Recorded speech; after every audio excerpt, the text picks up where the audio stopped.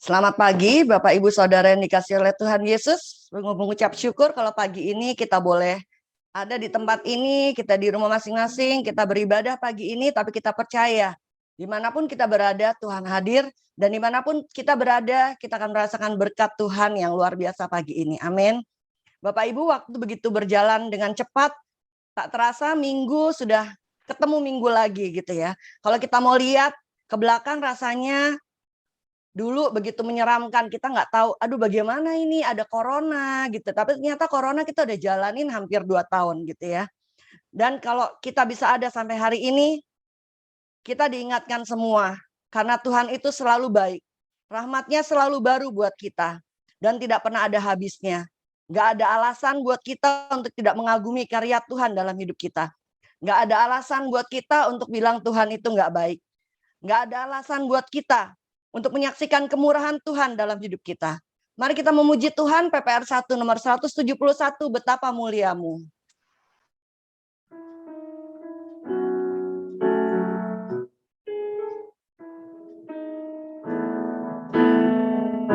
Oh Tuhanku, bila ku terpesona merenungkan ciptaanmu semua, ku saksikan bintang guru angkasa, tanda kebesaranmu di dunia. Aku memuji kebesaranmu, Juru Selamat, penebusku. Aku memuji kebesaranmu, aku memuji kebesaranmu, Juru Selamat,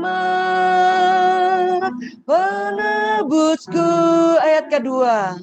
Dan bila ku ingat akan kasih-Nya, hingga menyuruh anaknya mati, rela disalib bagi manusia, apa sambutanku kecuali aku memuji kebesaranmu, aku memuji kebesaranmu, Juru Selamat penebusku. Amin Tuhan, penebusku. Aku memuji kebesaranmu, aku memuji kebesaranmu, Juru Selamat, penebusku. Ayat ketiga. Kelak datangnya dengan suasana riang, aku senang diantar ke surga. Dengan bertelut serta kasih sayang, ku nyatakan kemuliaannya. Aku memuji kebesaranmu. Yes Tuhan. Juru Selamat penebusku. Selamat penebusku. Aku memuji kebesaranmu. Aku memuji kebesaranmu, Juru Selamat penebusku. Aku memuji kebesaranmu. Aku memuji kebesaranmu, Juru Selamat penebusku. Aku memuji kebesaranmu. Aku memuji kebesaranmu, Juru Selamat penebusku, Juru Selamat penebusku, Juru Selamat penebusku, Juru Selamat penebusku, Juru Selamat penebusku.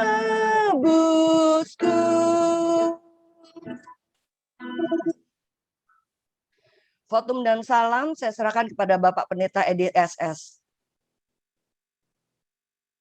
Sudah di minggu ketiga di bulan Juli, sekaligus juga bulan keluarga Sinode GKMI ini, kita mulai dengan pengakuan bahwa pertolongan kita datangnya daripada Tuhan yang menciptakan langit, bumi, dan segenap isinya, yang di dalam kasih dan kesetiaannya tidak pernah meninggalkan perbuatan buah tangannya. Turunlah atas saudara sekalian anugerah dan sejahtera dari Allah Bapa, Putra, dan Roh Kudus. Amin. Pujian mulia bagi Bapa.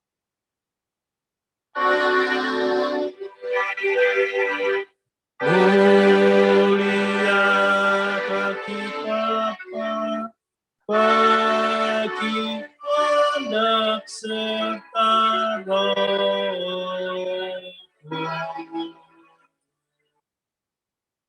Dari permulaannya, sekarang dan akan jadi selama-lamanya.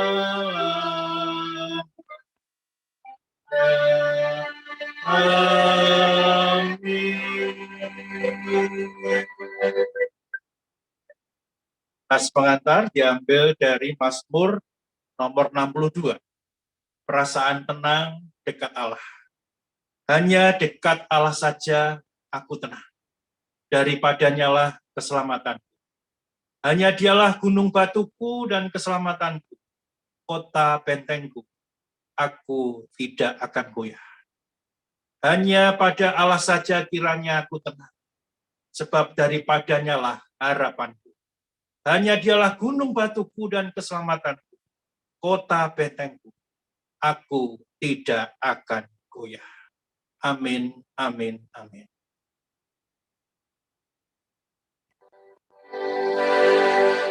Amin.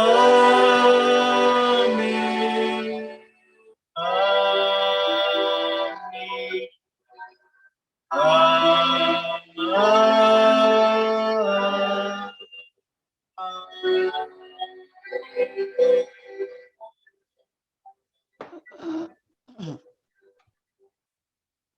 Waktu selanjutnya saya serahkan pada Dr. Diki Monika yang memimpin ibadah kita di pagi hari ini. Silahkan Dr. Monik. Ya Bapak Ibu, mari kita dengarkan warta jemaat yang akan disampaikan oleh Bapak Andre Kencana. Saya persilahkan.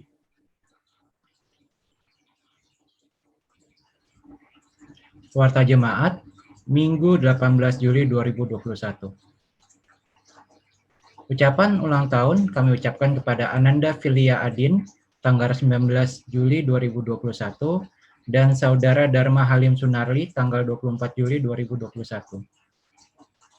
Komisi Warta Anak diberitahukan kepada segenap orang tua bahwa ibadah Komisi Anak hari ini akan diadakan pada pukul 10 waktu Indonesia Barat melalui Zoom.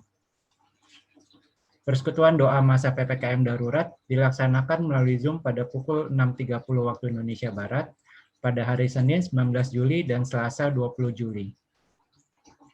Video warta. Berikutnya video warta akan disampaikan melalui video.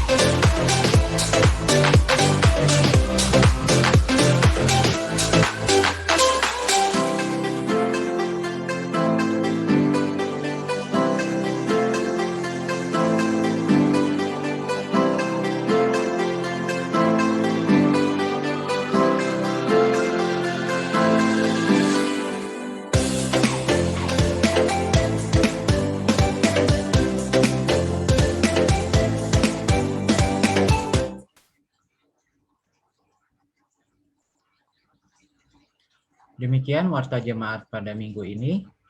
Untuk ibadah selanjutnya, saya silakan kembali kepada Dr. Gigi Monica.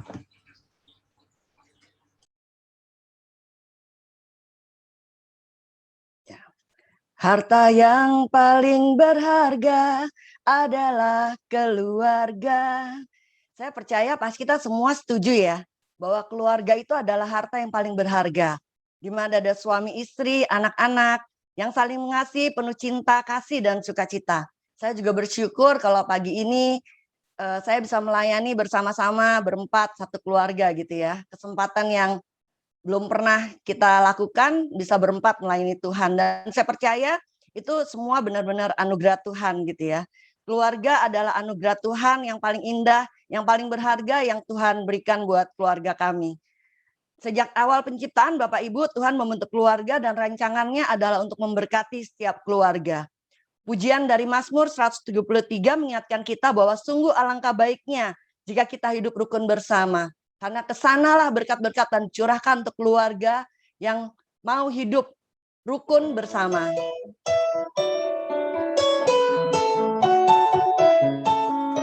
Mari kita pujikan lagu ini dengan sukacita. Sungguh alangkah baiknya.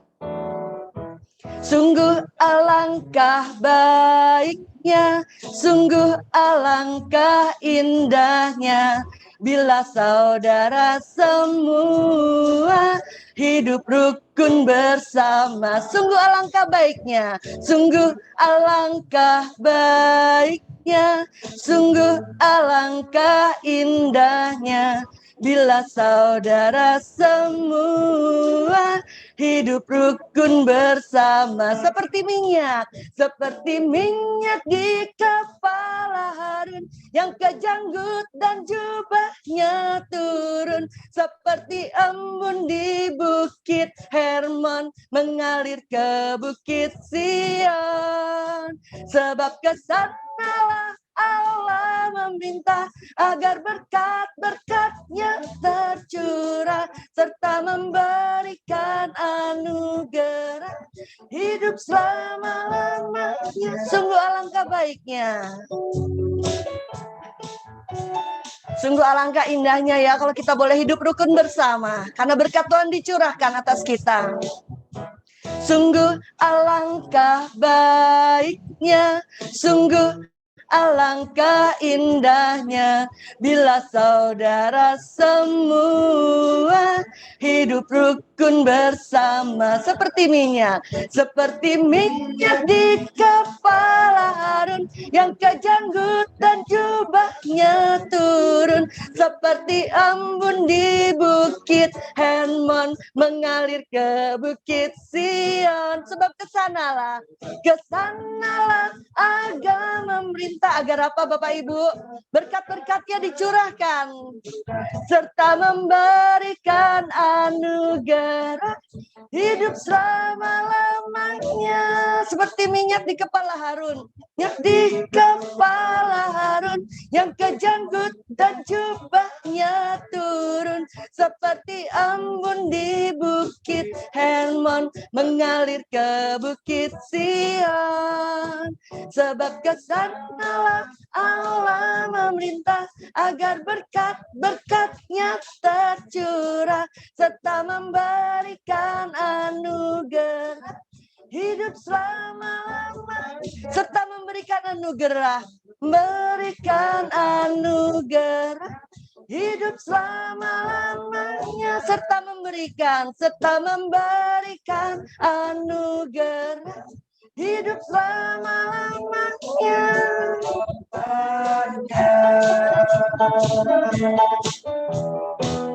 Amin. Bapak Ibu, demikian pujian kita. Mari kita mau imani bahwa ketika keluarga kita boleh bersatu saling mengasihi, maka keluarga kita akan penuh dengan berkat Tuhan. Mari Bapak Ibu, kita akan masuk dalam doa syafaat. Penutur Stephen Kristano akan memimpin kita dalam doa syafaat.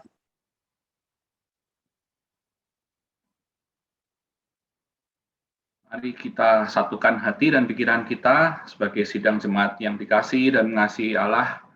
Dan kita akan menaikkan doa syafaat, dan nanti pada akhir doa ini kita akan naikkan bersama-sama doa Bapa Kami seperti yang diajarkan oleh Kristus kita. Mari kita berdoa. Bapa kami yang ada di dalam surga, kami mengucap syukur karena Engkau memberikan hari yang indah, hari yang cerah pada hari ini. Walaupun kami jemaat-Mu dari Pengharapan harus melakukan ibadah dan kebaktian dari tempat yang terpisah dari masing-masing di mana kami tinggal dan belum bisa bersekutu bersama di rumah-Mu seperti biasa akibat adanya pandemi COVID. Kami percaya bahwa perlindungan dan kasih-Mu selalu menyertai kami semua. Melalui masa-masa yang tidak mudah, dengan segala hal yang Kau izinkan terjadi, kami percaya Engkau selalu mendampingi kami dan menguatkan kami.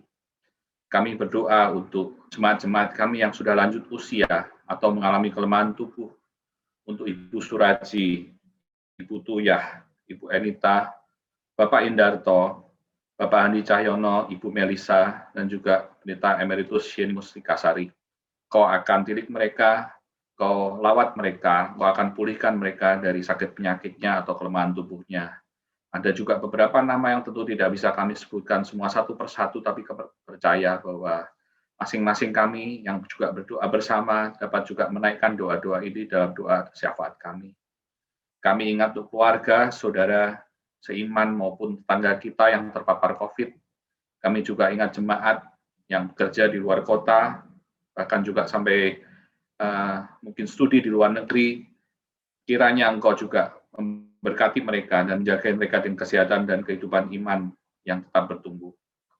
Kami ingat untuk kondisi ekonomi dari jemaat-Mu, juga dari orang-orang terdekat kami akibat adanya pandemi virus COVID-19 ini. Biarlah dimanapun kami bekerja, baik itu di perusahaan sebagai karyawan ataupun usaha sendiri, Kau akan membuka tingkap langit dan memberikan berkat yang kami tahu Engkau selalu mencukupkan dalam kehidupan kami hari lepas hari. Kami juga berdoa untuk persiapan pendewasaan kami cabang Sidorejo di Lampung dan juga untuk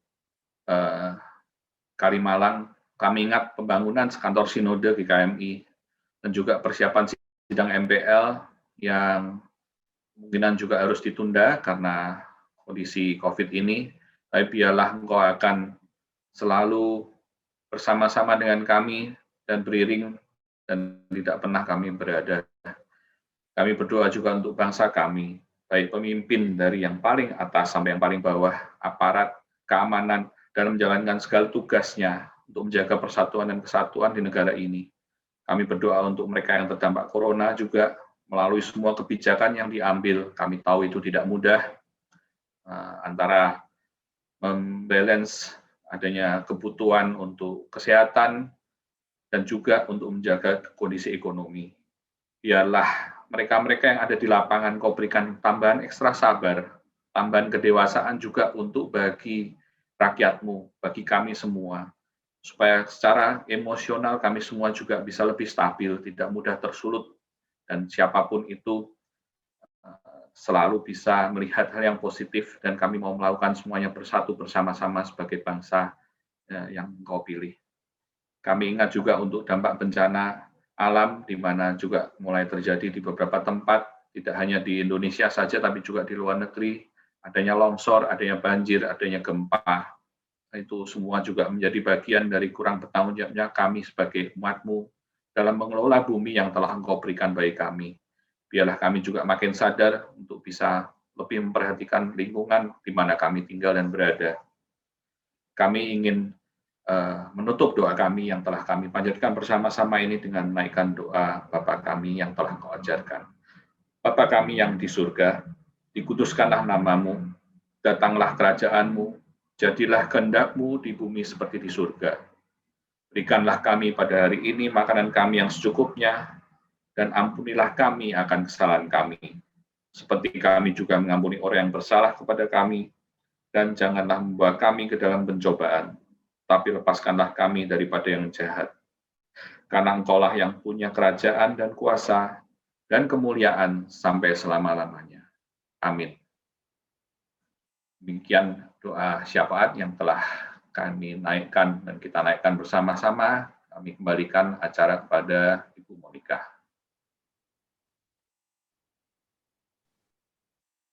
Ya, Bapak Ibu ada cerita tentang seorang raja yang membuat sebuah sayembara. Ini sebetulnya cerita lama, tapi saya ingin ulang kembali ya Bapak Ibu ya. Nah, sayembaranya ini rajanya mau minta pelukis-pelukis melukis tentang temanya kedamaian gitu ya. Nah, ada banyak seniman, ada banyak pelukis yang berusaha keras supaya menang di dalam lombanya gitu ya. Nah, ketika lukisannya sudah jadi, rajanya berkeliling untuk melihat hasil karya mereka. Ternyata ada dua buah lukisan yang dipilih sama raja. Lukisan pertama menggambarkan telaga yang tenang, permukaan telaganya tuh sangat indah gitu ya, bagaikan cermin sempurna. Dia memantulkan gunung-gunung yang menjulang gitu ya. Kemudian ada langit yang awannya putih, berarak gitu ya. Dan semuanya ini melihatnya ini yang paling bagus. Karena lukisannya ini benar-benar tenang, benar-benar damai gitu ya, teduh gitu. Yang ngelihat tuh kayaknya senang gitu ya. Tapi ada lukisan yang kedua yang dipilih raja itu lukisan gunung juga, tapi gunungnya gundul, nggak ada pohon-pohon. Di sana semuanya kelihatannya tuh cuma gelap gulita gitu ya. Ditambah ada hujan, terus ada petir-petir gitu ya. Nah, kelihatannya kayaknya ini benar-benar menakutkan gitu ya, menyeramkan. Tapi ada sesuatu yang rajanya itu melihatnya menarik gitu ya.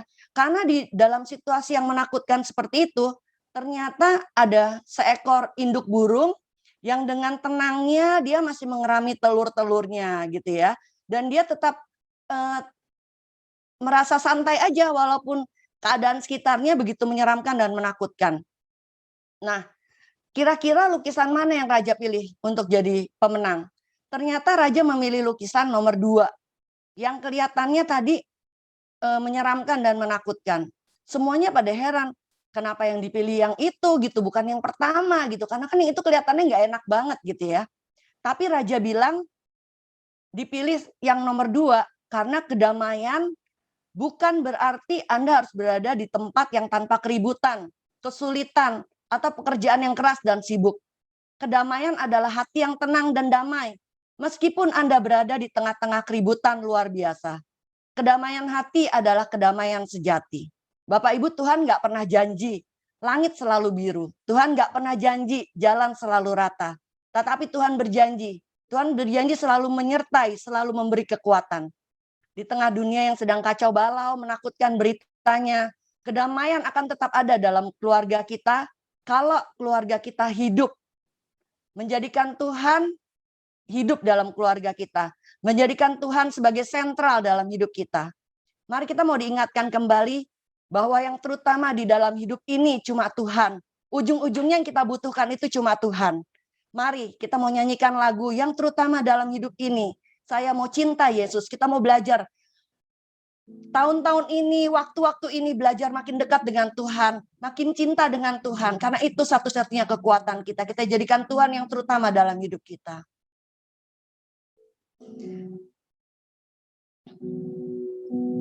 Yang terutama di dalam hidup ini, meninggikan nama Yesus. Yang terutama di dalam hidup ini, memuliakan namanya. Katakan, saya mau cinta Yesus. Haleluya, haleluya. Saya mau cinta Yesus. Haleluya, haleluya, haleluya. Haleluya, saya mau cinta Yesus. Katakan yang terutama. Yang terutama di dalam hidup ini, meninggikan nama Yesus. Yang terutama di dalam hidup ini, memuliakan namanya. Katakan, Haleluya, haleluya, saya mau. Yes Tuhan, kami mau cinta Engkau Tuhan. Haleluya, haleluya, haleluya, saya mau cinta Yesus. Haleluya, haleluya, haleluya, haleluya, saya mau cinta Yesus. Katakan haleluya, saya mau cinta Yesus. Biar ini menjadi pengakuan kita di hadapan Tuhan. Saat ini kita mau sungguh-sungguh cinta Yesus. Cinta Yesus, haleluya, haleluya, haleluya, saya mau cinta Yesus, saya mau. Haleluya, yes Tuhan. Saya mau cinta Yesus, saya mau. Saya mau cinta Yesus, saya mau. Saya mau cinta Yesus.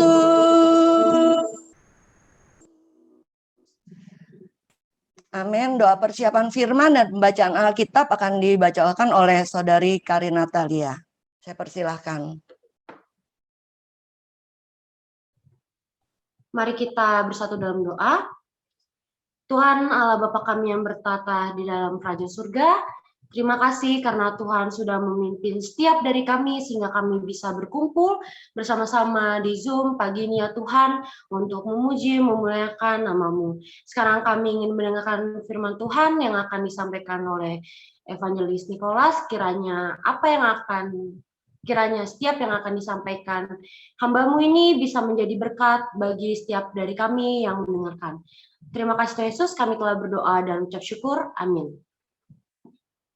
Pembacaan Alkitab kita pada pagi hari ini terdapat di dalam Efesus 2 ayat 11 sampai 22, berbunyi, dipersatukan di dalam Kristus. Karena itu ingatlah bahwa dahulu kamu sebagai orang-orang bukan Yahudi menurut daging, yang disebut orang-orang tak bersunat oleh mereka yang menamakan dirinya sunat, yaitu sunat lahirlah yang dikerjakan oleh tangan manusia. Bahwa waktu itu kamu tanpa Kristus tidak termasuk kewargaan Israel dan tidak mendapat bagian dalam ketentuan-ketentuan yang dijanjikan, tanpa pengharapan dan tanpa Allah di dalam dunia. Tetapi sekarang di dalam Kristus Yesus, kamu yang dahulu jauh sudah menjadi dekat oleh karena Kristus. Karena Dialah damai sejahtera kita, yang telah mempersatukan kedua pihak dan yang telah merubuhkan tembok pemisah, yaitu perseteruan. Sebab dengan matinya sebagai manusia, Ia telah membatalkan hukuman Taurat dengan segala perintah dan ketentuannya untuk menciptakan keduanya menjadi satu manusia baru di dalam dirinya, dan dengan itu mengadakan damai sejahtera, dan untuk memperdamaikan keduanya di dalam satu tubuh dengan Allah oleh salib, dengan melenyapkan perseteruan pada salib itu. Ia datang dan memberitakan damai sejahtera kepada kaum yang jauh dan damai sejahtera kepada mereka yang dekat. Karena oleh dia kita kedua pihak dalam satu roh beroleh jalan masuk kepada Bapa. Demikianlah kamu bukan lagi orang asing dan pendatang, melainkan kawan sewarga dari orang-orang yang kudus dan anggota-anggota keluarga Allah, yang bangun di atas dasar para rasul dan para nabi, dengan Kristus Yesus sebagai batu penjuru. Di dalam dia tumbuh seluruh bangunan, tapi tersusun menjadi bait Allah yang kudus di dalam Tuhan. Di dalam dia kamu juga turut dibangunkan menjadi tempat kediaman Allah di dalam roh. Waktu selanjutnya saya serahkan kepada Evangelis Nicholas Evan Setiawan. Ya, terima kasih Saudari Karin yang sudah berdoa dan membacakan ayat firman Tuhan bagi kita semua. Shalom, selamat pagi Bapak Ibu Saudara. Bersyukur karena hari ini kita boleh sekali lagi beribadah dan menghadap Tuhan. Dan hari ini kita sudah masuk minggu yang ketiga di bulan Juli dan di bulan keluarga dari sinode kita. Dan hari ini kita akan bersama-sama merenungkan tentang satu tema, yaitu keluarga sebagai tempat Allah berdiam. Nah, Bapak Ibu, mari sebelum kita mulai lebih jauh, saya mau mengajak kita semua untuk menyaksikan sebuah video berikut ini. Yang paling ngasih motivasi banget nyokap sih. Nyokap gue. Bokap gue. Diri gue sendiri dan orang tua sih. Ya pasti nyokap gue lah. Nyokap gue dia selalu support gue, maksudnya apapun yang gue lakuin gitu. Nggak selalu, dia nggak pernah nuntut gue buat jadi orang lain, tetap jadi apa yang gue suka aja. Om gue sih. Om gue doang. Nggak ada yang lain, nggak ada yang ini. Masuk nyokap gue. Nagita. Pengen banget sekaya dia soalnya.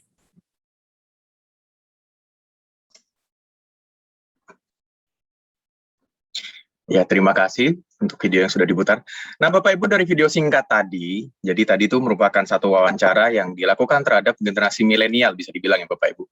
Nah, jadi mereka ditanya, menurut mereka, apa yang paling memotivasi mereka untuk mencapai cita-cita, atau mungkin secara sederhana, apa atau siapa yang paling berpengaruh di dalam hidup mereka.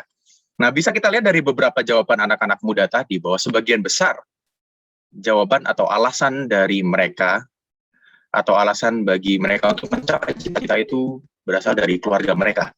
Entah itu ayah, ibu, papa, mama, ataupun mungkin keluarga lainnya. Nah, ada beberapa yang menjawab memang karena diri sendiri atau bahkan karena idola mereka, gitu ya Bapak Ibu. Tapi sebagian besar, tadi saya bisa lihat atau kita bisa lihat bahwa alasan mereka adalah berasal dari keluarga mereka.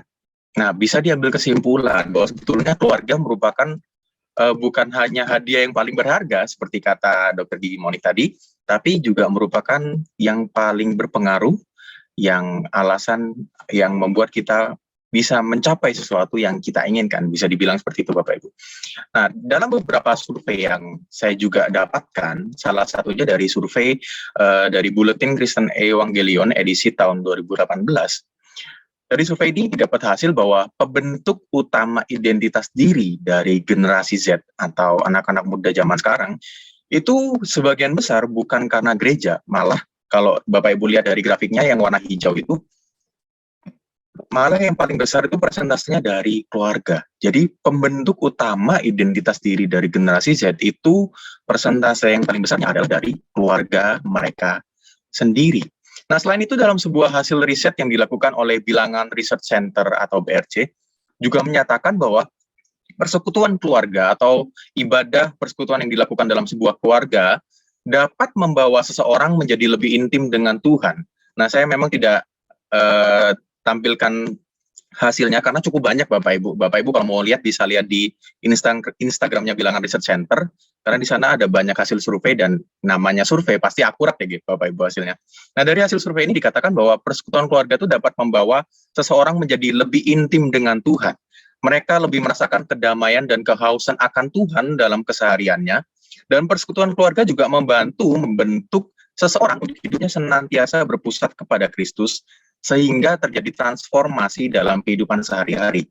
Nah, hal ini, beberapa survei tadi dan video yang tadi kita saksikan membuktikan bahwa keluarga memang memegang sebuah peranan yang sangat penting di dalam kehidupan kita, manusia. Dan kondisi sebuah keluarga serta berbagai interaksi yang terjadi di dalamnya akan sangat mempengaruhi kepribadian seseorang, terlebih pertumbuhan iman seseorang. Nah, terlebih dalam kehidupan kita sebagai anak-anak Tuhan, di dalam kehidupan kita sebagai orang Kristen, keluarga seharusnya menjadi tempat di mana kita merasakan hadirat Tuhan. Tapi realitanya, Bapak Ibu Saudara, yang sering terjadi adalah tidak seindah harapan kita. Terkadang kita tidak merasakan hadirat Tuhan di dalam keluarga. Dan kalau mau jujur, sebenarnya pertanyaannya bukan kenapa Allah tidak hadir, bukan memperdebatkan Allah hadir atau tidak di dalam keluarga kita. Pertanyaan yang sebenarnya yang harus kita tanyakan di dalam keluarga kita kepada diri kita sendiri adalah, kenapa sebagai keluarga, sebagai anak-anak Tuhan, kita dengan begitu mudahnya abai dan gagal menyadari kehadiran Tuhan di dalam hidup kita. Keluarga yang seharusnya menjadi tempat yang penuh dengan kasih, malah seringkali saling menghakimi. Tentu kita tidak bisa mengeneralisasi atau tidak bisa menyamakan semuanya, karena ya saya sendiri tahu bahwa banyak keluarga-keluarga yang di dalam kehidupannya, di dalam keluarga mereka, itu menjadi keluarga yang penuh kasih. Dan di dalam gereja kita sendiri, saya yakin kita banyak melihat keluarga-keluarga yang seperti itu. Tapi kita juga tidak bisa mengabaikan bahwa saat ini cukup banyak juga keluarga-keluarga yang masih bisa dibilang belum benar-benar melakukan kebenaran firman Tuhan di dalam hidup mereka. Nah, ini ada satu gambar, salah satu hasil survei juga dari Bilangan Research Center mengatakan demikian, Bapak Ibu, bahwa hanya 1 dari 3 orang muda Kristen di Indonesia yang benar-benar merasa bebas mengeluarkan pikiran dan perasaannya di rumah. Hanya 1 dari 3. Entah ini karena budaya kita orang Asia atau bagaimana, tapi memang di dalam budaya orang Asia sendiri seringkali ada dinding pemisah gitu ya antara anak dengan orang tua, sehingga anak-anak susah untuk mengungkapkan hatinya, untuk berbicara secara bebas dengan orang tua mereka. Karena kalau di budaya Barat mungkin lebih mudah gitu ya, lebih bebas karena mereka lebih santai. Tapi kalau di dalam budaya kita orang Asia, terlebih di Indonesia sendiri, terkadang sangat susah bagi anak-anak atau bagi anak muda untuk menyampaikan isi hatinya atau menjadi apa adanya di hadapan orang tua mereka. Nah, Bapak Ibu, satu hasil survei tadi memang tidak menunjukkan bagaimana keadaan yang sebenarnya akan keluarga-keluarga Kristen di Indonesia. Tapi kiranya ini bisa menjadi suatu peringatan buat kita, menjadi suatu hal yang bisa membuat kita waspada. Karena ironis memang, tapi seringkali kita dipaksa untuk menerima sebuah kenyataan pahit ini. Bahwa ketika manusia jatuh dalam dosa, ketika Adam dan Hawa jatuh dalam dosa, dosa membuat tidak ada satupun orang di dunia ini yang memiliki keluarga yang sempurna. Tidak ada satupun orang di dunia ini yang memiliki keluarga yang sempurna. Dan ini adalah suatu hal yang harus kita terima, Bapak Ibu, karena kita tahu sebaik apapun diri kita, sebaik apapun keluarga kita, tidak ada satupun keluarga yang sempurna. Tapi apakah ini berarti bahwa kita tidak bisa memiliki keluarga yang bahagia? Nah, Bapak Ibu Saudara, saya syukur kepada Tuhan karena meskipun dosa membuat kita tidak bisa memiliki keluarga yang sempurna, tetapi dosa tidak pernah dapat menghalangi kita untuk merasakan kebahagiaan dalam keluarga. Pertanyaannya, apakah rahasianya supaya kita dapat memiliki keluarga yang bahagia? Tentu saya yakin kita semua ingin memiliki keluarga yang bahagia, apalagi di masa pandemi seperti ini, di mana hidup kita sepertinya semakin susah, setiap hari selalu ada berita buruk, entah itu pekerjaan, entah itu di dalam pelayanan kita, apapun di dalam kehidupan kita, sepertinya di masa pandemi ini semakin susah untuk dijalani, Bapak Ibu. Dan tentu, sebagai orang tua maupun sebagai anak, sebagai suami ataupun sebagai istri, semakin susah bagi kita untuk bisa sabar, semakin susah bagi kita untuk bisa menunjukkan kasih kita di dalam keluarga. Nah, tapi firman Tuhan hari ini ingin mengatakan kepada kita bahwa kita tetap bisa menjadi keluarga yang bahagia meskipun kita bukan keluarga yang sempurna. Nah, mari kita sama-sama memperhatikan firman Tuhan hari ini dari Efesus pasal 2 ayat yang ke-11 sampai 22. Tapi saya ingin kita untuk memperhatikan lebih detail lagi, lebih jelas dalam ayatnya yang ke-19 sampai ayat yang ke-22. Di dalam ayat 19 firman Tuhan berkata demikian. Demikianlah kamu bukan lagi orang asing dan pendatang, melainkan kawan sewarga dari orang-orang kudus dan anggota-anggota keluarga Allah, yang dibangun di atas dasar para rasul dan para nabi, dengan Kristus Yesus sebagai batu penjuru. Di dalam Dia tumbuh seluruh bangunan, rapi tersusun menjadi bait Allah yang kudus di dalam Tuhan. Di dalam Dia kamu juga turut dibangunkan menjadi tempat kediaman Allah di dalam roh. Rahasia keluarga yang bahagia, Bapak Ibu Saudara, adalah keluarga yang menjadi tempat kediaman Allah. Rahasia keluarga yang bahagia adalah keluarga yang menjadi tempat kediaman Allah. Nah, mungkin bagi kita ini satu pernyataan yang masih abstrak, yang masih membingungkan. Apa maksudnya keluarga yang menjadi tempat kediaman Allah? Bagaimana cara kita menjadi keluarga yang bahagia, menjadi keluarga yang menjadi tempat kediaman Allah? Nah, Bapak Ibu, dalam ayat yang 19-22, sebetulnya Rasul Paulus menjabarkan bagaimana caranya supaya kita menjadi keluarga yang bahagia, bagaimana agar Allah dapat diam di dalam keluarga kita. Nah, dalam ayat yang ke-19, Paulus mengatakan bahwa kamu bukan lagi orang asing dan pendatang, melainkan kawan swarga dari orang-orang kudus dan anggota keluarga Allah, yang dibangun di atas dasar para rasul dan para nabi. Apa artinya Bapak Ibu? Bahwa hal yang pertama yang harus kita lakukan agar keluarga kita dapat menjadi keluarga yang bahagia, agar keluarga kita menjadi tempat kediaman Allah, hal yang pertama yang harus kita lakukan adalah kita harus berdasar kepada firman Tuhan. Yang pertama yang harus kita miliki adalah keluarga kita harus berdasar kepada kebenaran firman Tuhan. Rasul Paulus mengatakan bahwa kita harus berdasar kepada pengajaran para rasul dan para nabi. Di dalam Perjanjian Lama, Tuhan telah memerintahkan orang tua khususnya untuk mendidik dan memuridkan anak-anaknya, yang secara khusus ditulis dalam Ulangan pasal 6 dan pasal 6 ayatnya yang ke-7. Melalui Musa, Tuhan memerintahkan para ayah untuk mengajarkan firman Tuhan kepada anak-anak mereka serta membicarakannya di rumah. Ulangan pasal 6 ayat yang ke-4 sampai yang ke-7. Demikianlah firman Tuhan. Saya akan membacakannya untuk kita semua. Dengarlah hai orang Israel, Tuhan itu Allah kita, Tuhan itu Esa. Kasihilah Tuhan Allahmu dengan segenap hatimu, dan dengan segenap jiwamu, dan dengan segenap kekuatanmu. Lalu ayat yang ke-6 dan ke-7 berkata demikian. Haruslah engkau mengajarkannya berulang-ulang kepada anak-anakmu, dan membicarakannya apabila engkau duduk di rumahmu, apabila engkau sedang dalam perjalanan, apabila engkau berbaring, dan apabila engkau bangun. Ini merupakan satu bagian yang dikenal dengan Shema Israel. Dan Shema Israel ini merupakan satu perintah yang diajarkan secara turun-temurun kepada generasi-generasi yang ada di dalam bangsa Israel, Bapak Ibu. Dan firman Tuhan mengatakan bahwa Tuhan memerintahkan secara khusus para ayah untuk mengajarkan firman Tuhan kepada anak-anak mereka serta membicarakannya di rumah. Ketika berada di rumah, ketika mereka berada di luar, para ayah secara khusus harus terus-menerus mengulangi dan mendiskusikan firman Tuhan kepada anak mereka. Karena setiap rumah tangga, setiap keluarga yang ditandai dengan kebenaran firman Tuhan ini menjadi sebuah cerminan dari umat Allah yang membaktikan diri mereka bagi Allah. Nah, Bapak Ibu, kenapa ditulisnya kepada para ayah? Karena pada zaman itu, khususnya pada zaman Perjanjian Lama, budayanya itu budaya patriarkal, di mana laki-laki itu menjadi tonggak utama, gitu Bapak Ibu. Itulah sebabnya kenapa yang disebut adalah para ayah. Dan kemudian di dalam Perjanjian baru Tuhan juga menjelaskan perintah bagi orang tua, secara khusus lagi kepada para ayah. Melalui Rasul Paulus, Tuhan juga memerintahkan para ayah untuk membimbing dan mengajarkan kepada anak-anaknya hal-hal mengenai Tuhan. Karena ayah berperan sebagai agen Tuhan bagi anak-anaknya untuk mengarahkan mereka, mengarahkan anak-anak tetap berada di jalan yang benar di tengah-tengah budaya yang telah banyak menyimpang dari jalan Tuhan ini. Karena kita tahu sejak zaman Perjanjian Lama dan bahkan di zaman Perjanjian Baru, banyak budaya yang menyimpang dari ajaran Tuhan yang benar.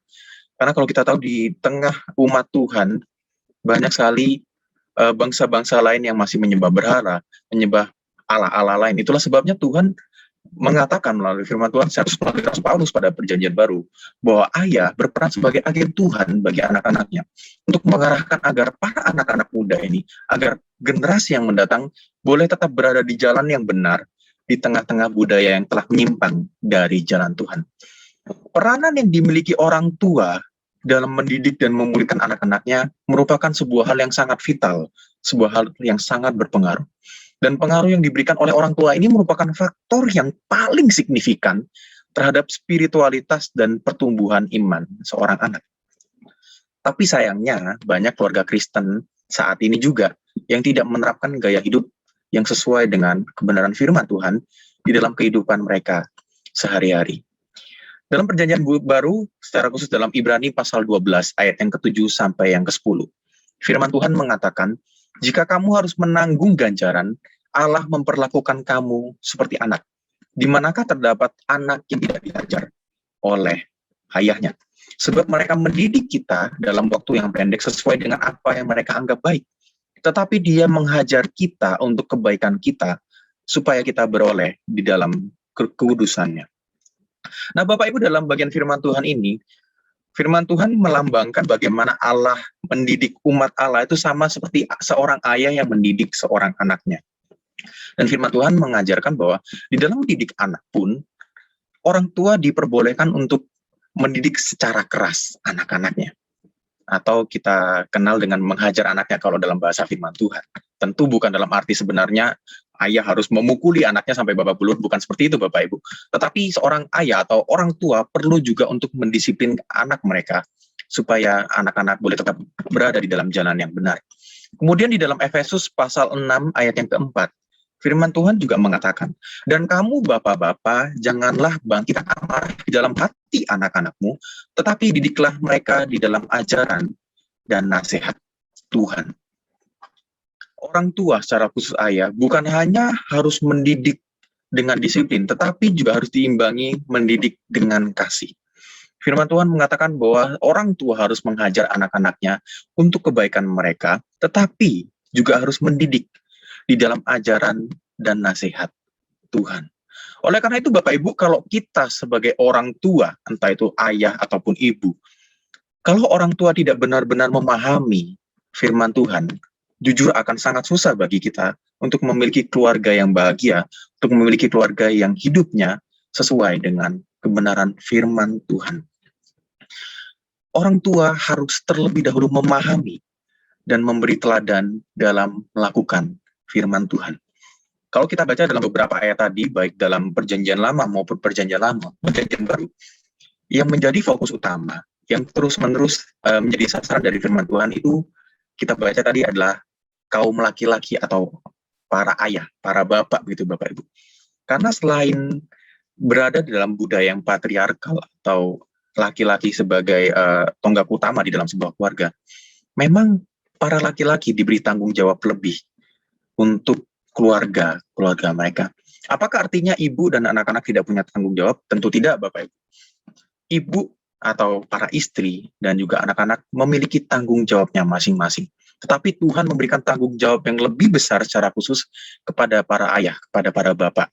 Dan bersyukur dalam gereja kita ini, dalam GKMI Pengharapan, kita boleh memiliki komisi bapak yang sangat solid, yang sangat mencintai firman Tuhan. Kita bisa lihat dari persekutuan-persekutuan komisi bapak yang dilakukan setiap bulan, bahwa bapak-bapak di dalam gereja kita merupakan bapak-bapak yang sangat mencintai Tuhan, dan benar bapak-bapak yang punya kerinduan, yang kehausan akan firman Tuhan. Dan ini ada suatu hal yang baik Bapak Ibu. Karena sebagai orang tua, khususnya para ayah, harus terlebih dahulu memahami firman Tuhan. Sehingga di dalam kehidupan keluarganya, para ayah, para orang tua, para ibu, dapat menjadi teladan yang nyata bagi anak-anak mereka di dalam melakukan kebenaran firman Tuhan. Kalau kita lihat di luar sana, masih banyak keluarga-keluarga, masih banyak orang tua yang tidak menerapkan gaya hidup yang sesuai dengan kebenaran firman Tuhan. Sehingga nggak heran banyak keluarga yang rusak atau banyak broken home di luar sana. Kenapa?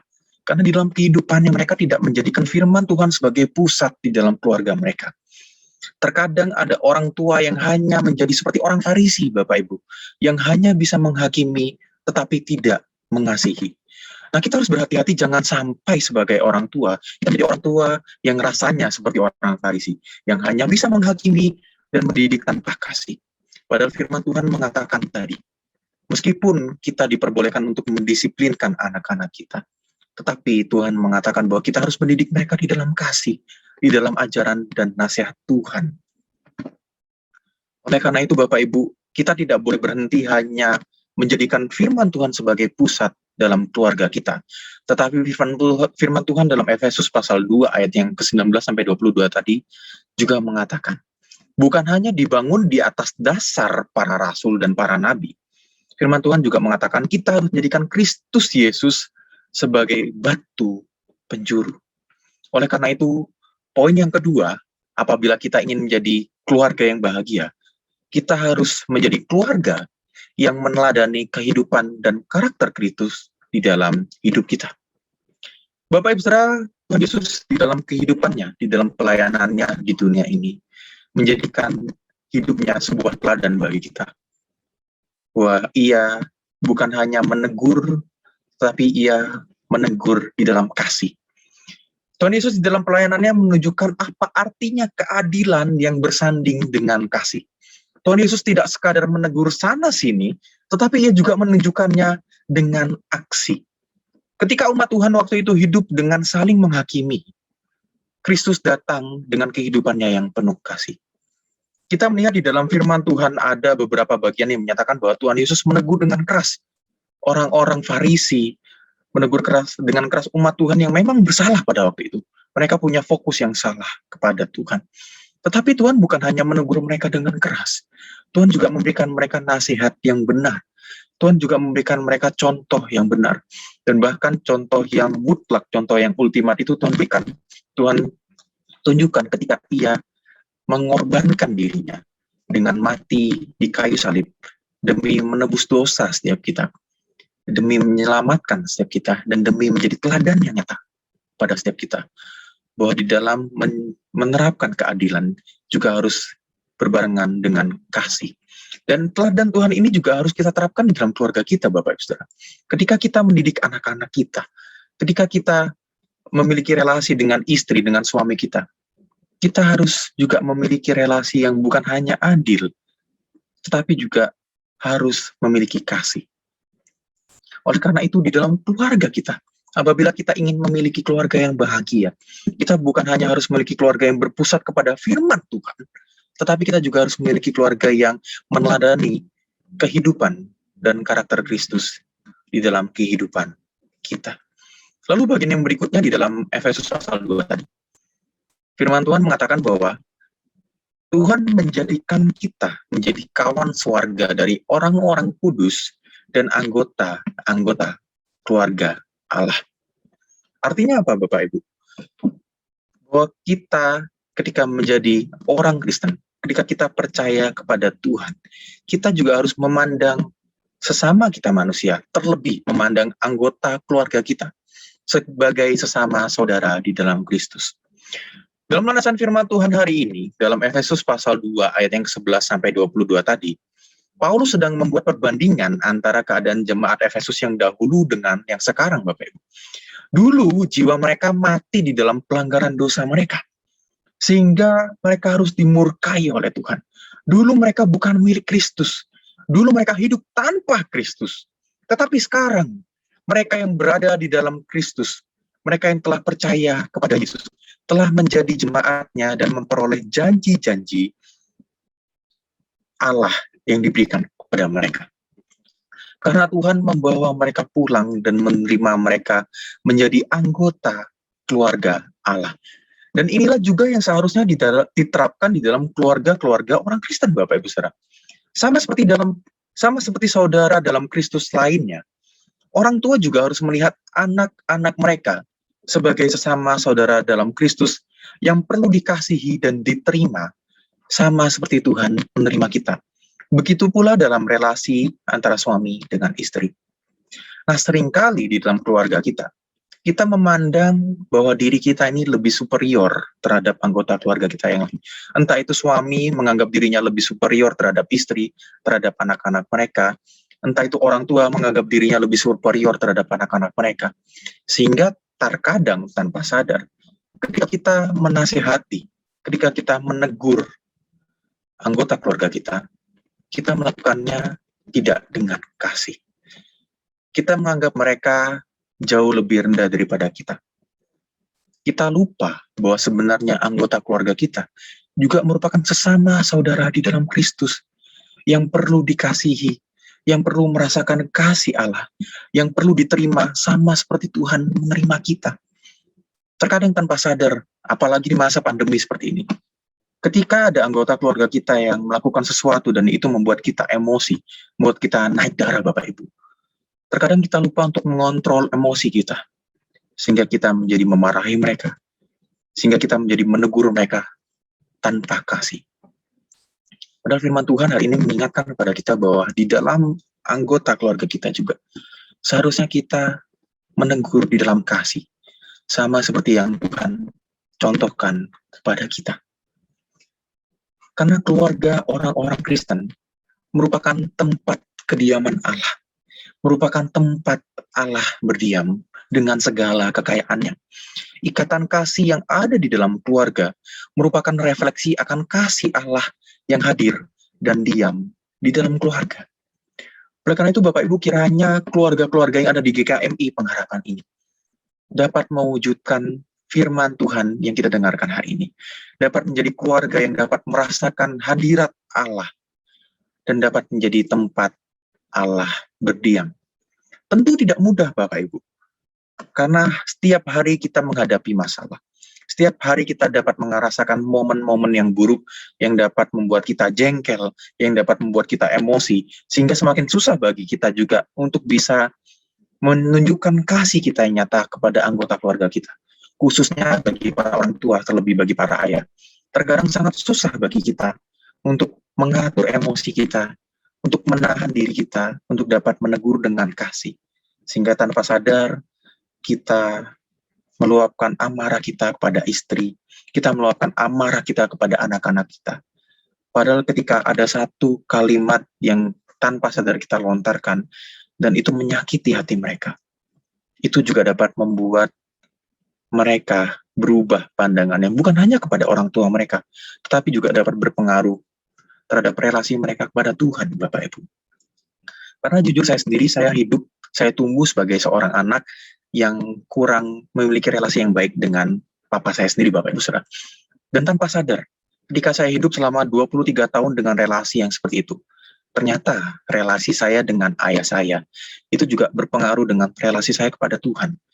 Sampai saat ini, jujur saya masih susah memandang Tuhan sebagai Bapa yang baik, sebagai Bapa yang peduli, sebagai Bapa yang mengasihi anaknya.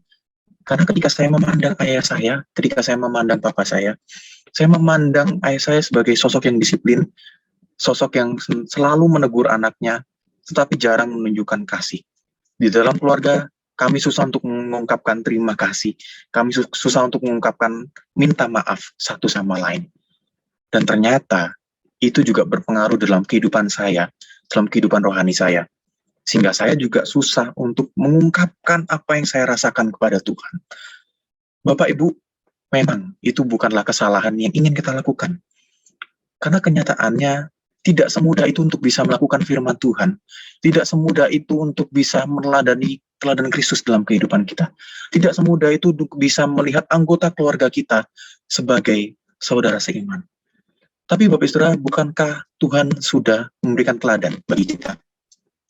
Nah Bapak Ibu, ketika berbicara tentang keluarga, saya teringat dengan seorang sosok yang begitu luar biasa menurut saya, dan ia adalah salah satu dosen di kampus saya, dan Pak Edi sangat dekat dengan salah satu dosen ini.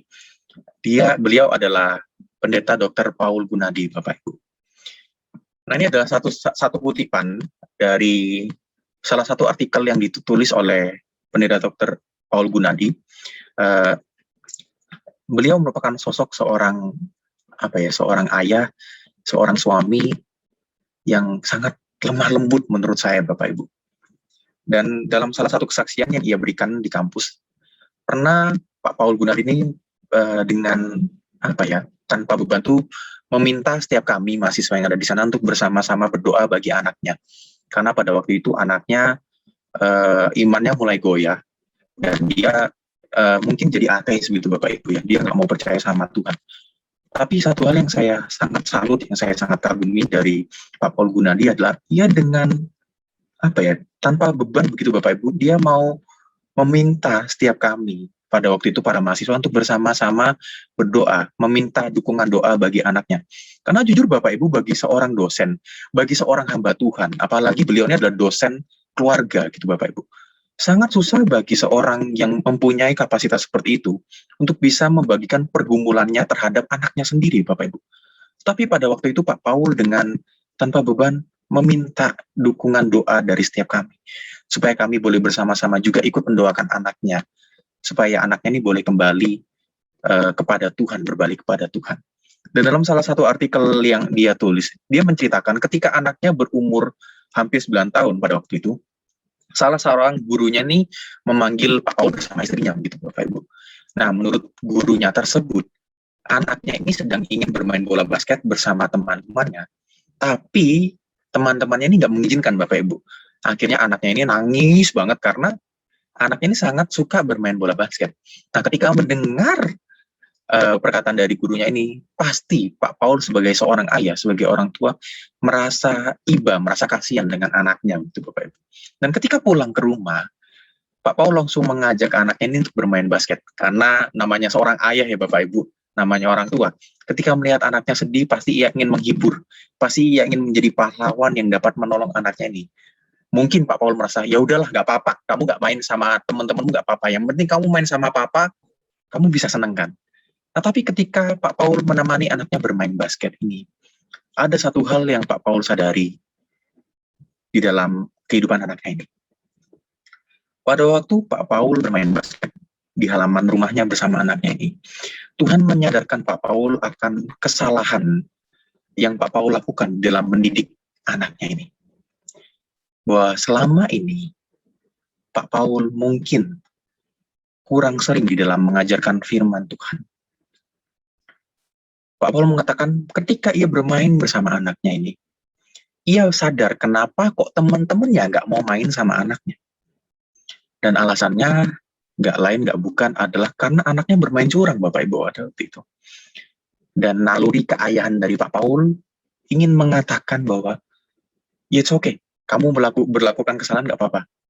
Oke, kita perbaiki sama-sama, begitu mungkin pikir Pak Paul. Tapi ketika Pak Paul berusaha menasihati anaknya, berusaha memberitahu apa yang benar kepada anaknya ini malah gak menghiraukan Pak Paul. Anaknya malah tidak peduli dan malah gak mau main lagi bersama papanya ini Bapak Ibu. Nah, Pak Paul mencoba untuk menjelaskan sedemikian rupa bahwa ketika ia bermain tidak adil, pada waktu yang sama adalah ia bukan hanya mendukakan hati teman-temannya, tetapi ia juga menghukum dirinya sendiri Bapak Ibu. Nah, tapi anaknya ini tidak mau menerima penjelasan dari papanya. Sampai akhirnya Pak Paul putus asa dan bingung apa yang harus ia lakukan supaya anaknya ini bisa mengerti, bisa menerima nasihat dari dirinya. Nah, akhirnya Pak Paul mulai berkata dengan lebih lembut. Pak Paul mengatakan demikian. Kalau kamu mainnya nggak adil, nggak akan ada orang yang ingin bermain lagi sama kamu. Dan Papa nggak mau melihat kamu menjadi orang yang nggak punya teman. Nah, Bapak Ibu, setelah mengatakan hal ini, Pak Paul lalu memeluk anaknya ini. Dan di dalam pelukannya, anak dari Pak Paul ini mulai meneteskan air mata. Dan akhirnya setelah itu Pak Paul kembali mengajak anaknya untuk bermain lagi. Dan ia pun mulai belajar untuk bisa bermain dengan jujur dan adil. Pak Paul sadar akan satu hal. Makin keras ia menegur anaknya, makin bersikeras juga anaknya ini menyangkalnya. Sebaliknya ketika Pak Paul menegur anaknya dengan lemah lembut, anaknya pun dengan luluh dan bersedia menerima perkataan dari ayahnya ini. Nah, Bapak Ibu, dalam kehidupan kita sebagai orang-orang percaya, secara khususnya bagi para orang tua, terkadang tanpa sadar kita menegur anak-anak kita. Terkadang tanpa sadar juga suami menegur istri, atau istri menegur suami, dengan nada yang tinggi, dengan emosi, karena kita merasa bahwa hanya itu yang bisa kita lakukan. Tapi seperti kata Pak Paul, ketika kita semakin keras menegur, ketika kita semakin menaikkan emosi kita, malah orang yang ingin kita tegur itu tidak akan menerima teguran kita. Sebenarnya ketika kita dengan lemah lembut menegur, ketika kita dengan lemah lembut menasihati, terkadang malah nasihat itu jauh lebih mempan, jauh lebih ampuh daripada segala teguran yang dipenuhi dengan emosi tadi. Nah, Bapak Ibu Saudara, apa yang dikatakan oleh Pak Paul ini sebenarnya sudah dilakukan oleh Tuhan kepada kita. Ketika Tuhan Yesus mati di kayu salib, hal ini menjadi bukti nyata bahwa Tuhan bukan hanya menegur kita. Tuhan bukan hanya memberikan hukuman yang jelas, menunjukkan keadilan yang bagi kita. Tetapi Tuhan juga memberikan keselamatan bagi kita. Kematian Kristus di kayu salib mendamaikan permusuhan antara Allah dengan kita manusia berdosa. Kristus sang anak domba Allah yang telah disembelih dan dikorbankan sebagai korban pendamaian telah mendamaikan kembali Allah dengan manusia. dan manusia dengan sesamanya. Yesus telah memungkinkan kita untuk memiliki relasi yang intim dan hangat, yang penuh kasih mesra. Relasi yang baik antara kita dengan Tuhan, dan kita dengan sesama kita, termasuk dengan anggota keluarga kita sendiri. Oleh karena itu, Bapak Ibu, marilah kita menjadi keluarga-keluarga yang menjadi tempat kediaman Allah. Tentu susah, tentu tidak mudah bagi kita. Tetapi bukankah Tuhan sudah memberikan teladan yang nyata buat kita? Bukankah Tuhan sudah menaklukkan ketakutan kita yang paling besar, yaitu kematian dan maut yang akan menimpa kita? Bukankah Tuhan sudah menjadi pendamai bagi kita?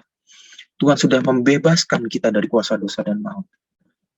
Dan bukankah itu artinya juga kita dapat menjadi orang-orang, jadi anak-anak Tuhan yang menjadi penuh dengan kasih, sama seperti Tuhan yang telah menunjukkan kepada kita. Seperti nasihat Paulus dalam Kolose pasal 2 ayat 12-21, izinkan saya menutup firman Tuhan hari ini dengan sebuah bagian ini. Paulus mengatakan, karena itu sebagai orang-orang pilihan Allah yang dikuduskan dan dikasihinya, kenakanlah belas kasihan, kemurahan, kerendahan hati, kelemah lembutan, dan kesabaran. Lalu dalam ayat yang ke-18, Paulus mengatakan, hai istri-istri, tunduklah kepada suamimu, sebagaimana seharusnya di dalam Tuhan. Hai suami-suami, kasihilah istrimu, dan janganlah berlaku kasar terhadap dia. Kemudian dalam ayat yang ke-20, Paulus mengatakan, hai anak-anak, taatilah orang tuamu dalam segala hal, karena itulah yang indah di dalam Tuhan. Hai bapak-bapak, janganlah sakiti hati anakmu, supaya jangan tawar hatinya. Bapak Ibu Saudara, hari ini kita belajar bahwa tidak ada satupun keluarga yang sempurna. Kita semua adalah keluarga yang penuh dengan dosa.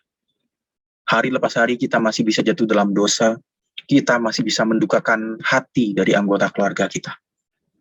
Tetapi firman Tuhan juga mengatakan bahwa meskipun kita bukan keluarga yang sempurna, kita masih bisa menjadi keluarga yang bahagia. Ketika kita menjadi keluarga yang berpusat kepada firman Tuhan, ketika kita menjadi keluarga yang meneladani kehidupan dan karakter Kristus, dan ketika kita juga menjadi keluarga yang melihat sesama anggota keluarga kita sebagai sesama saudara seiman, sehingga di dalam keluarga kita dapat menegur dengan kasih, kita dapat menunjukkan kasih kita kepada anggota keluarga kita. Oleh karena itu, Bapak Ibu, marilah kita belajar bersama-sama menjadi keluarga di mana Allah dapat berdiam di dalam keluarga kita. Sehingga ketika orang lain melihat keluarga kita, orang lain dapat melihat bahwa, oh, ternyata ini namanya keluarga di mana Allah berdiam di dalamnya. Keluarga yang penuh kasih mesra, keluarga yang dapat menegur dengan kasih, keluarga yang dapat menunjukkan kasihnya satu sama lain, sama seperti Tuhan yang menunjukkan kasihnya kepada kita. Amin. Kiranya Tuhan dapat menolong kita semua. Mari kita berdoa, Bapak Ibu Saudara. Bapa kami yang di surga, kami bersyukur melalui firman Tuhan hari ini. Melalui firman-Mu yang Kau sampaikan melalui Rasul Paulus kepada jemaat di Efesus, kami dapat belajar Tuhan, bahwa ketika Engkau mendamaikan kami dengan diri-Mu, ketika Engkau mendamaikan kami dengan sesama kami, melalui penebusan dan keselamatan yang Kau berikan kepada setiap kami. Pada saat itu juga Engkau juga mendamaikan diri kami dengan anggota keluarga kami. Maafkanlah kami Tuhan ketika di dalam kehidupan kami hari lepas hari, kami masih seringkali egois, kami masih seringkali mementingkan diri kami sendiri, sehingga kami tanpa sadar malah mendukakan hati anggota keluarga kami. Tuhan, tolonglah kami adalah anak-anak-Mu yang mudah sekali jatuh. Kami mudah sekali terbawa emosi kami, terlebih di masa-masa sulit, di masa pandemi ini. Oleh karena itu, Tuhan, tolonglah kami melalui Roh Kudus-Mu yang ada dalam setiap kami, agar kami hari lepas hari senantiasa punya kerinduan untuk kembali memusatkan diri kami kepada firman-Mu. Agar kami hari lepas hari kami boleh terus meneladani kehidupan dan karakter dari Engkau sendiri, Tuhan. Sehingga di dalam kehidupan kami sebagai keluarga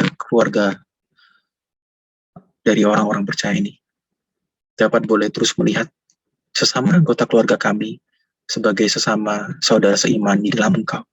Sehingga kami dapat hidup dengan penuh kasih mesra, hidup dengan penuh ketulusan, dan memandang suami, memandang istri, memandang orang tua, memandang anak-anak kami dengan tatapan yang penuh dengan kasih, sama seperti Engkau yang senantiasa menatap kami dengan kasih-Mu yang begitu besar itu, Tuhan. Terima kasih, Tuhan Yesus.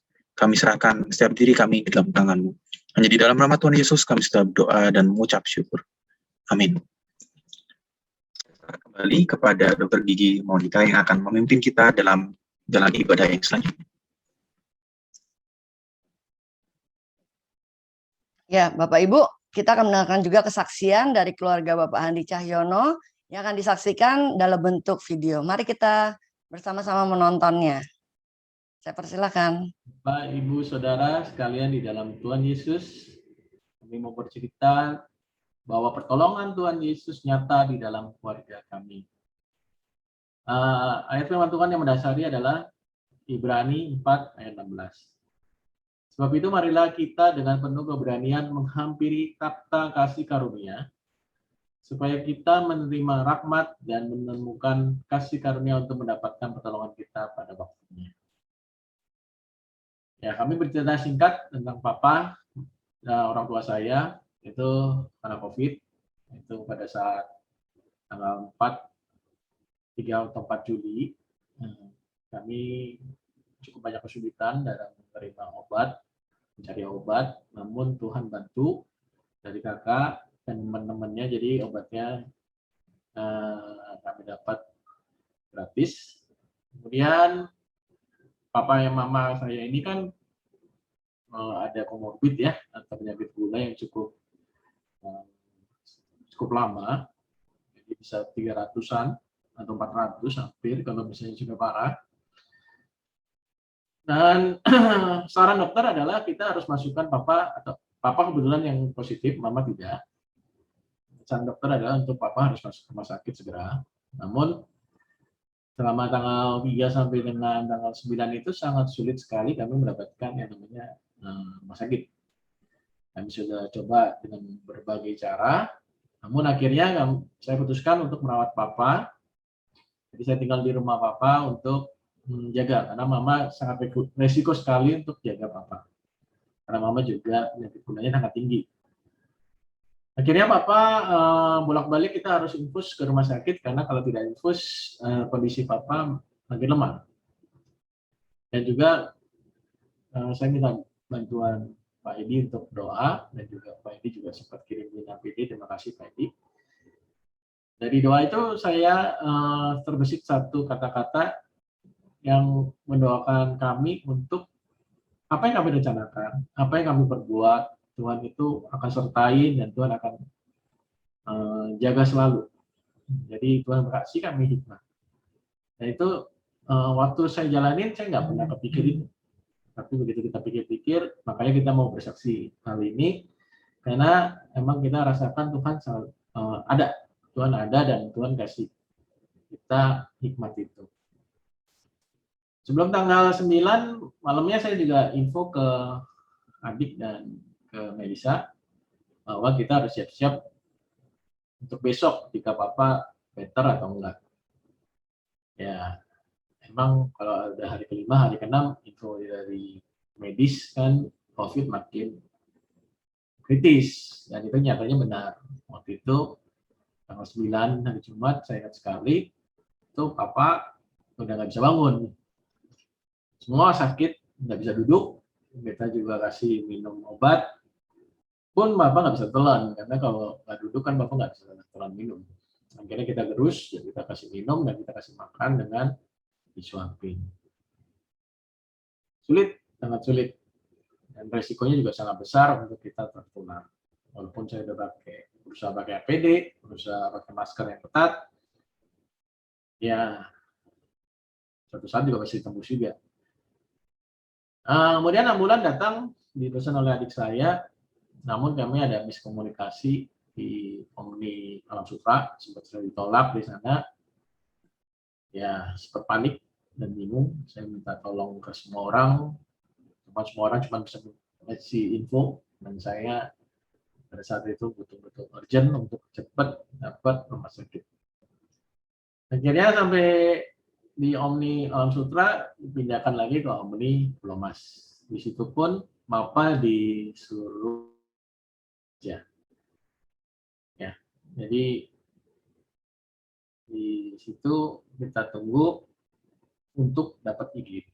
Namun ada cerita lain yang Tuhan kasih pertolongan dari Melissa.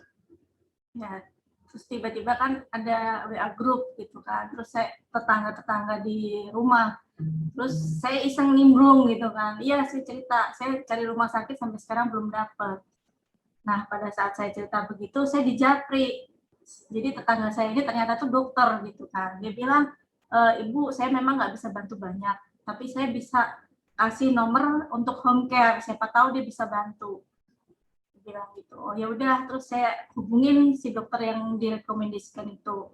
Ternyata benar dia bisa bantu cari rumah sakit karena dia praktek di 4 rumah sakit dan dia akan bantu untuk Papa bisa diopnam di salah satu rumah sakit tempat dia praktek. Kira bisa masuk di IGD Rumah Sakit Tiara Bekasi. Ya memang sih rumah sakit kecil, tapi untuk saat itu adalah pilihan yang paling baik menurut kita. Dan mungkin memang itu jalan Tuhan. Sehingga kalau di rumah sakit kecil itu lebih diperhatikan gitu pasiennya itu. Nggak kayak rumah sakit gede yang ya suster mungkin masuk di ruang isolasi sehari sekali atau sehari 2 kali. Di sini tidaknya Papa masih bisa disuapin, masih bisa digantiin baju, masih bisa macam-macam karena untuk mobilitas memang Papa belum bisa gitu. Terus ya udah singkat cerita udah di rumah sakit dan kondisi Papa membaik. Nah ceritanya Handi juga kan mikir gimana caranya biar bisa pulang ke rumah. Kita memang udah setiap hari antigen, itu hasilnya pun negatif. Pikir aman gitu kan. Ya udah deh, coba deh PCR biar yakin bener gitu kita ini aman gitu. Ternyata PCR kita positif. Ya sempat panik sih. Sempat panik, ini gimana nih? Orang rumah atau orang karyawan toko yang kena juga. Karena kita kan berarti dari kita PCR itu udah 5 hari kemudian gitu kan. Nah mikirnya kalau terlalu dekat juga percuma kita tes. Ya udah. Tapi waktu itu kalau kita nggak PCR memang nggak tahu karena kita benar-benar sama sekali tanpa gejala.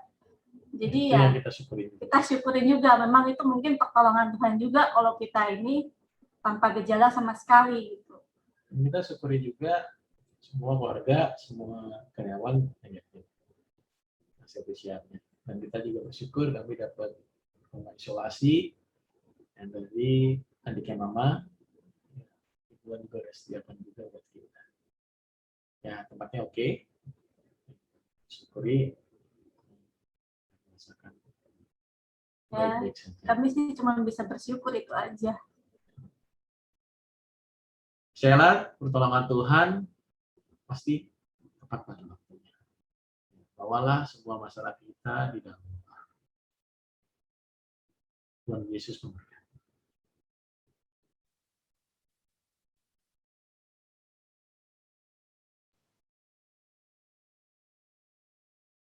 Ya, Bapak Ibu, kita akan akhiri ibadah kita pagi hari ini. Mazmur 112 ayat 1-3 berkata, Haleluya, berbahagialah orang yang takut akan Tuhan, yang sangat suka kepada segala perintahnya. Anak cucunya akan perkasa di bumi, angkatan orang benar akan diberkati. Harta kekayaan ada dalam rumahnya, kebajikannya tetap untuk selamanya.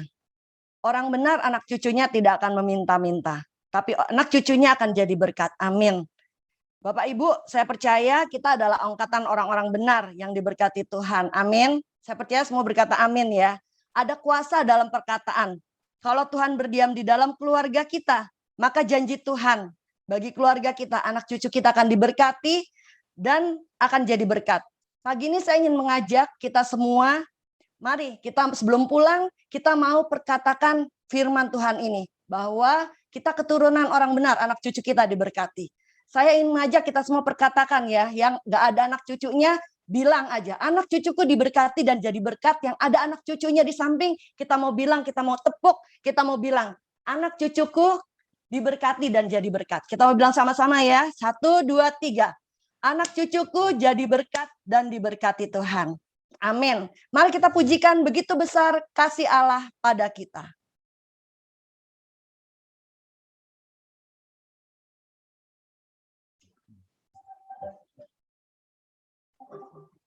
Ya, begitu besar kasih Allah pada kita, anak cucu kita pasti akan jadi berkat, tidak akan pernah meminta-minta. Itu janji Tuhan buat kita.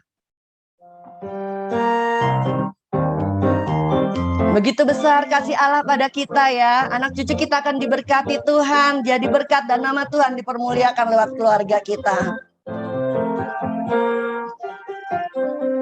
Begitu besar kasih Allah pada kita, diberkatilah anak cucu kita di mana-mana. Tuhan mengubah miskin dan menjadikan kaya. Dia merendahkan dan meninggikan juga. Berbahagialah bagi orang percaya. Berbahagialah bagi orang yang percaya. Anak cucunya pasti tidak akan meminta-minta. Karena apa? Karena Allah menggenapi firman-Nya. Tiada yang mustahil bagi orang percaya. Begitu besar. Ya, ini janji Tuhan buat keluarga kita pagi ini, bahwa keluarga kita akan diberkati kalau Tuhan ada di dalam keluarga kita. Keluarga kita akan penuh dengan sukacita kalau Tuhan yang jadi sentralnya dalam hidup kita. Amin. Begitu besar kasih Allah. Gitu besar kasih Allah pada kita. Diberkatilah anak cucu kita di mana-mana. Tuhan mengubah miskin dan menjadikan kaya. Dia merendahkan dan meninggikan juga. Berbahagialah bagi orang percaya. Bahagialah bagi orang yang percaya. Anak cucunya pasti tidak akan meminta-minta. Karena Allah menggenapi firman-Nya. Amin ya, Allah menggenapi pasti. Mustahil bagi orang percaya. Berbahagialah. Berbahagialah bagi orang yang percaya. Anak cucunya pasti tidak akan meminta-minta. Karena Allah menggenapi firman-Nya. Tiada yang mustahil, tiada yang mustahil bagi orang percaya. Tiada yang mustahil, tiada yang mustahil bagi orang percaya. Tiada yang mustahil, tiada yang mustahil bagi orang percaya. Amin. Komitmen kemuridan, pengakuan imam rasuli, dan doa berkat akan disampaikan oleh Bapak Edi. Ya, ibadah yang sungguh selalu menguatkan dan meneguhkan kita. Terima kasih untuk firman dari Penginjil Nikolas dan juga kesaksian dari Pak Andi dan Bu Melisa dan semua pelayan-pelayan yang ada. Kiranya kita semua semakin kuat dan berakar di dalam Tuhan. Juga bersyukur untuk saudara-saudara kita yang di luar Jakarta yang ikut bergabung dengan ibadah kita. Ada dari Tangerang, dari Pati, dari Surabaya, dari Australia, dan mungkin juga dari Jepang dan Amerika juga ikut dengan kita. Ya, kita terus nikmati ibadah-ibadah kita, dan kita bersyukur untuk kesempatan yang Tuhan berikan kepada kita. Sebagai jemaat Kristen yang ingin meneladani Kristus, marilah kita bersama-sama mengikrarkan komitmen kemuridan. Kami bersaksi bahwa tidak seorang pun dapat sungguh-sungguh mengenal Kristus kecuali ia yang mengikutinya setiap hari dalam kehidupan. Dan sebagai bagian dari gereja yang am, marilah bersama-sama dengan gereja-gereja di sepanjang segala abad dan tempat, kita mengikrarkan pengakuan iman rasuli. Aku percaya kepada Allah, Bapa yang Maha Kuasa, Khalik langit dan bumi, dan kepada Yesus Kristus anaknya yang tunggal Tuhan kita, yang dikandung daripada Roh Kudus, lahir dari anak darah Maria, yang menderita sengsara di bawah pemerintahan Pontius Pilatus, disalibkan, mati, dan dikuburkan, turun ke alam maut. Pada hari yang ketiga, bangkit pula dari antara orang mati, naik ke surga, duduk di sebelah kanan Allah, Bapa yang Maha Kuasa. Dan dari sana ia akan datang kembali untuk menghakimi orang yang hidup dan yang mati.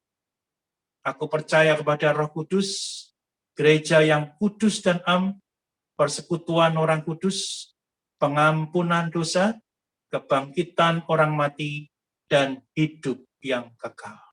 Amin. Jemaat yang dikasihi dan mengasihi Tuhan, arahkanlah hatimu pada Tuhan dan terimalah berkat yang datangnya daripada Tuhan. Tuhan memberkati engkau dan melindungi engkau. Tuhan menyinari engkau dengan wajah-Nya dan memberi engkau kasih karunia. Tuhan menghadapkan wajah-Nya kepadamu dan memberi engkau damai sejahtera. Amin. Kepada Allah beri puji.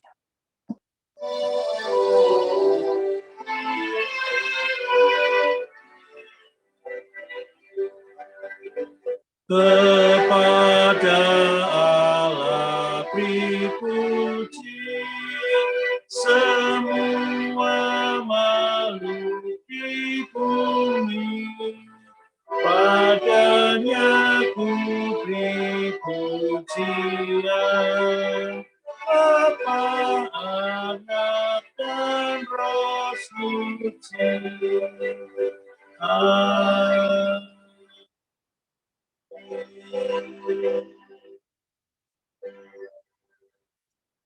Silakan mengambil waktu teduh.